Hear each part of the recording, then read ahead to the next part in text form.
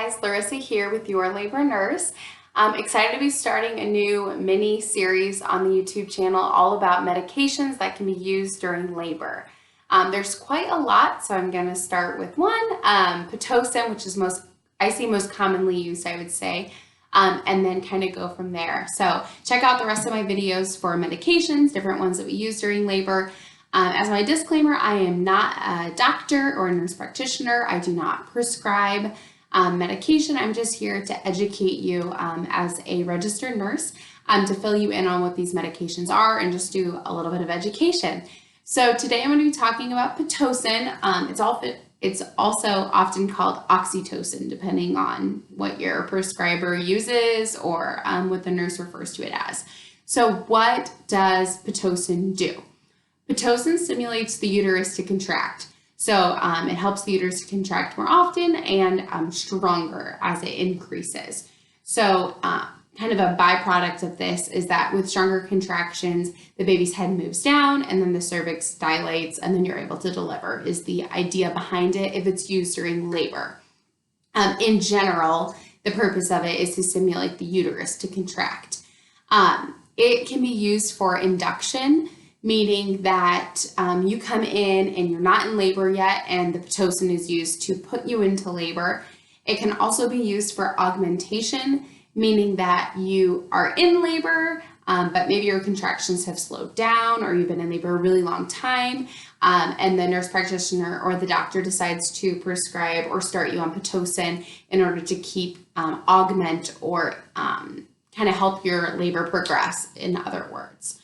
So side effects, there's a ton, but I'm more going to kind of stick to the things that are pertinent to labor. So something that Oxytocin or Pitocin can do is that it can cause you to have too many contractions, which makes sense.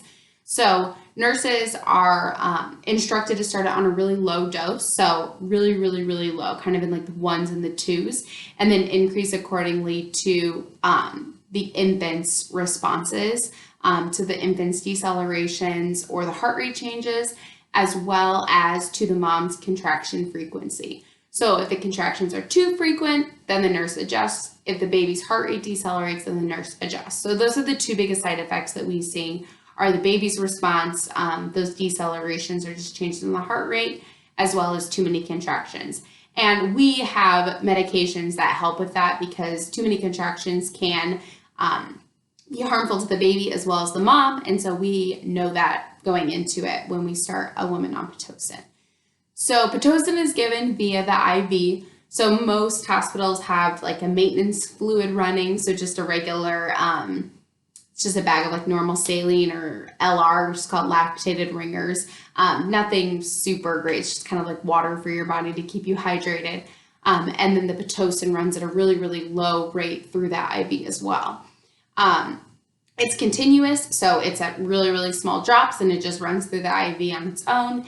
And then it also, in addition to the use during labor, it can be used right after delivery because the biggest risk for moms after delivery is postpartum hemorrhage, meaning bleeding out after delivery.